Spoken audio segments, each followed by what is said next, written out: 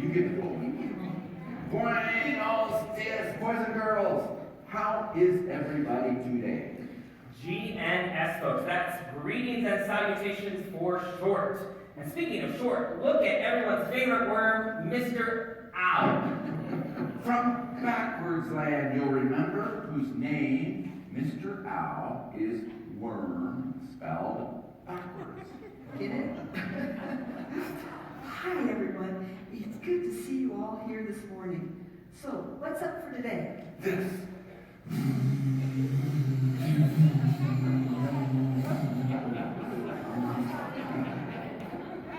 That's very impressive, but what is it? It's my lifesaver. From the Star Wars movies. So I could be a Jedi Knight like Luke. I made it myself. Do you like it? I think you mean light saber, not life saver. Same difference. Or would that be different sameness? Maybe we should get on with it. If we only knew what it was. I do. We're talking about Star Wars and 2 Corinthians. Ah. Say, I have an idea. Since, as bizarre as it sounds, not everybody here this morning has seen all 48 Star Wars films and spin-offs. So, let's quickly summarize them all. TP3, we'll just start by calling you TP30. And look, Mr. Owl, you have to admit, you do look kind of like the new robot in The Last Jedi, BB-8. You could roll around, and between the three of us, we could reenact the films for the people here who've never seen them. Luke, I am your father. I have a better idea. Please. Let's talk about 2 Corinthians part. Okay, although I'm not sure it's any less confusing than the entire Star Wars plot, since Paul isn't known for his clear and simple style.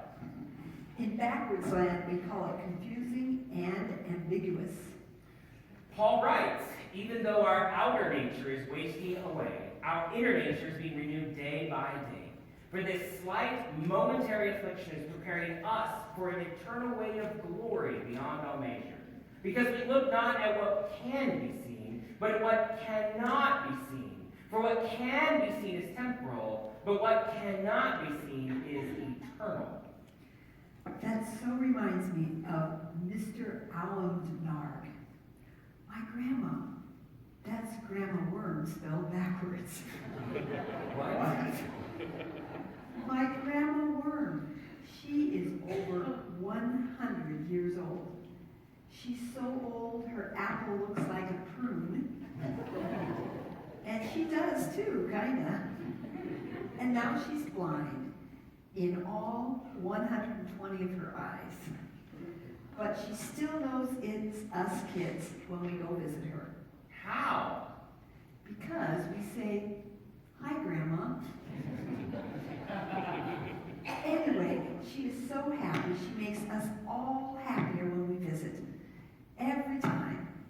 Just this past week when we visited, I was fretting about a test in school and whether I'd pass my swimming lessons at summer camp and whether my friend Tape is mad at me or not. And Grandma smiled and gave me a hug and said something comforting. And somehow I just felt better. My problems felt smaller. I had a grandma like that too. One time I asked her how she does it. "Don't you have any troubles and stresses and problems too, Grandma?" She smiled and said, "Oh yes, I've had my share. Maybe more than my share. But I just keep my eyes staying on Jesus. All 120 of them." And then she started to sing quietly. "Oh, I woke up this morning with my mind, and it was stayed on Jesus. I woke up this morning with my mind, and it was stayed on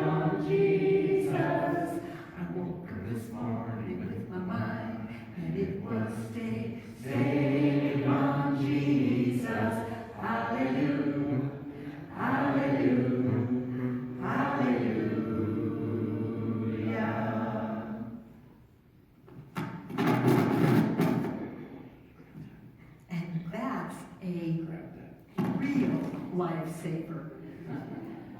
Amen. Thanks, Mr. Owl, and God bless your grandma and everyone who may look like they're starting to fade away, but whose eyes are on the eternal. And now, is this another great day to be stayed on Jesus, or what?